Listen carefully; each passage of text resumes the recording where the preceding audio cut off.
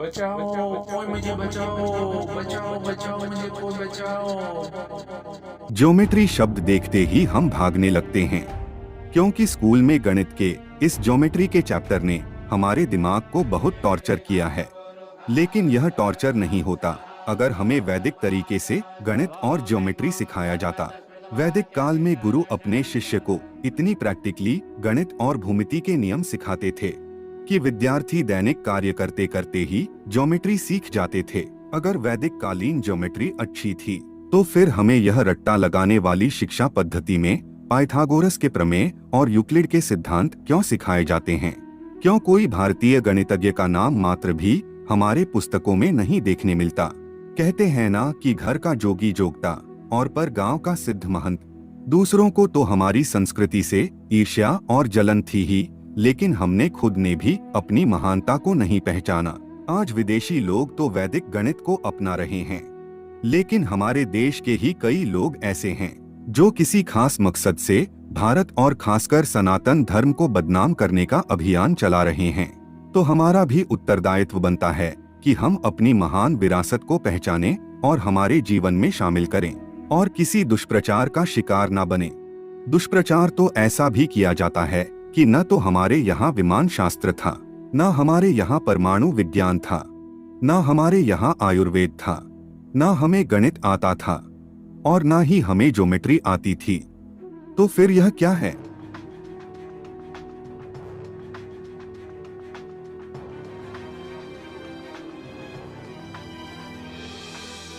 क्या ऐसी आकृतियां और ऐसे बड़े बड़े अद्भुत स्थापत्य बिना गणित के और बिना ज्योमेट्री के क्या संभव है? क्या इन्हें जादू से बनाया गया था? इस जादूगरी को करने के लिए हमें उच्च कोटि की ज्योमेट्री का ज्ञान होना जरूरी है, जो हमारे वैदिक ऋषि मुनियों के पास था। और ज्योमेट्री को शुल्बसूत्र कहा जाता था। वैदिक काल में ज्योमेट्री हमें कई क्षेत्रों में देखने मिलती है। इनमें से पहला है कल्पशास्त्र, यानी कि यज्ञ निर्माण कला, जिसमें हमें ज्योमेट्री मिलती है। दूसरा है ज्योतिष विज्ञान, इसमें भी हमें ज्योमेट्री देखने मिलती है। तीसरा है वास्तुशास्त्र और शिल्प शास्त्र, यह भी ज्योमेट्री से भरपूर है। और चौथा है श्री विद्या।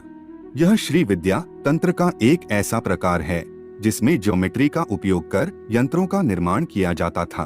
तो आइए जानते हैं कैसी थी वैदिक कालीन ज्योमेट्री। वैदिक काल में सिर्फ ऋषि मुनि ही नहीं, लेकिन ब्राह्मण, कलाकार और कारीगर भी ज्योमेट्री में निष्णांत थे। और इनकी यह विद्वत्ता हमें कल्पशास्त्र में देखने मिलती है। यह कल्पशास्त्र यज्ञ का विज्ञान है। इस कल्पशास्त्र के दो विभाग है। पहला है श्रोत सूत्र, जिसमें यज्ञ में बोले जाने वाले मंत्रों का दिशा निर्देश है, जो अनुष्ठान में बहुत उपयोगी है। और दूसरा विभाग है शुल्ब शास्त्र, जिसमें यज्ञ और यज्ञ वेदी की तैयारी के बारे में है, और यह ज्योमेट्री के लिए बहुत ही महत्वपूर्ण है। शुल्ब सूत्र का अर्थ है शुल्ब यानी कि रस्सी और सूत्र यानी कि सिद्धांत या नियम।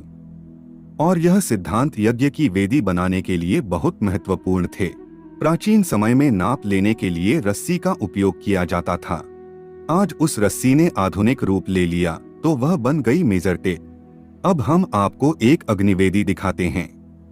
इस अग्निवेदी में 3 वेदियां होती है, एक वर्गाकार, दूसरी वृत्ताकार और तीसरी अर्धवृत्ताकार।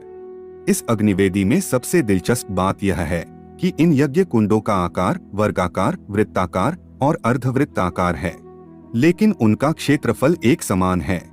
बिना भूमिति के ज्ञान के एक समान क्षेत्रफल वाले आकार नहीं बनाए जा सकते। क्या हमारे ऋषि मुनियों के पास ज्योमेट्री का कोई फार्मूला था जिसकी मदद से उन्होंने समान क्षेत्रफल वाले यज्ञ कुंड बनाए थे?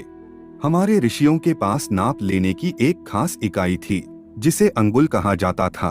जब तिल के 34 दानों को एक लाइन में रखा जाता था और जो लंबाई बनती थी उसे एक अंगुल कहा जाता था। यह अंगुल ही माप लेने की स्टैंडर्ड इकाई थी। तो कई लोग कहेंगे कि यह कैसा माप है जो तिल के दानों से लिया जाता था।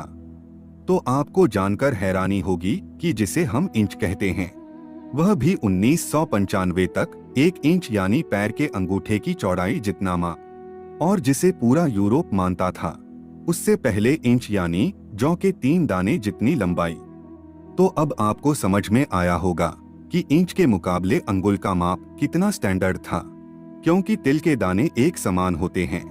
अब हम समझते हैं कि प्राचीन भारतीय लोगों ने इन अग्निवेदी की रचना कैसे की। वैदिक काल में वर्ग यानी कि स्क्वायर कैसे बनाते थे? तो आप कहेंगे कि स्क्वायर बनाना तो आसान है, कोई भी बना लेगा, लेकिन स्क्वायर बनाना थोड़ा मुश्किल काम है अगर आपके पास भूमिति का ज्ञान नहीं है। आप स्क्वायर तो बना लोगे, लेकिन वह 90 डिग्री वाला स्क्वायर नहीं होगा, और इसका सबूत आपको कई घरों में देखने मिल जाएगा। प्राचीन भारत में किसी यज्ञ या स्थापत्य के लिए वर्ग बनाने के लिए सबसे पहले दिशाओं का निर्धारण किया जाता था। दिशाओं का निर्धारण सूर्य को देखकर किया जा सकता है, लेकिन परेशानी वाली बात यह है कि सूर्य की पोजीशन अलग अलग मौसम में और संक्रांति में बदलती रहती है। तो परफेक्ट दिशा को कैसे निर्धारित किया जाए? तो उसके लिए हमारे वैदिक ऋषि एक छड़ी को लेते थे और एक डोरी लेते थे। डोरी के छोर पर एक कील को बांधते थे और एक छोर उस छड़ी से बांधते थे और छड़ी को जमीन पर खड़ा कर एक सर्कल दौड़ते थे, और यह काम सूर्योदय से पहले किया जाता था। अब जब सूर्योदय होता है तो उस छड़ी की परछाई सूर्य की विपरीत दिशा में पड़ती है, और जब सूर्य जैसे जैसे ऊपर चढ़ता है तो उसकी परछाई भी अपना स्थान बदलती जाती है, और सूर्यास्त होने पर उसकी परछाई सूर्य के सामने पड़ती है। इस विधि से हमें दो बिंदु प्राप्त होते हैं। इन बिंदुओं को जोड़ने से हमें पूर्व और पश्चिम रेखा प्राप्त होती है। अब दूसरा स्टेप है स्क्वायर को दौड़ना। अब हमें 5 अंगुल का स्क्वायर बनाना है तो हम 5 अंगुल की डोरी लेंगे, और 10 अंगुल का स्क्वायर बनाना है तो 10 अंगुल की डोरी लेंगे। उसे लेकर उस पूर्व पश्चिम रेखा पर एक सर्कल दौड़ना है। अब ए को सेंटर में रखकर एक दूसरा सर्कल दौड़ना है। फिर ए और बी के लंबवत पहले सर्कल पर सेंटर बनाकर एक तीसरा सर्कल बनाना है। फिर बी को सेंटर में रखकर चौथा सर्कल बनाना है, और इसी प्रकार 5वां सर्कल भी बनाना है। अब हमें इन 4 सर्कल के जोड़ पर 4 बिंदु प्राप्त होते हैं, जिन्हें हम नाम दे देते हैं 1, 2, 3, 4, और इन बिंदुओं को रेखाओं से जोड़ने पर हमें एक परफेक्ट स्क्वायर का आकार मिलता है, जो सटीक दिशाओं के साथ अलाइन करता है, और इसमें जो कोने मिलेंगे वह परफेक्ट 90 डिग्री के होंगे। और इसी तरह वेदी और यज्ञ कुंड बनाए जाते थे। अब अग्नि वेदी में जो वर्गाकार यज्ञ कुंड होता है, उतना ही क्षेत्रफल उस वृत्ताकार यज्ञ कुंड का भी रखा जाता था।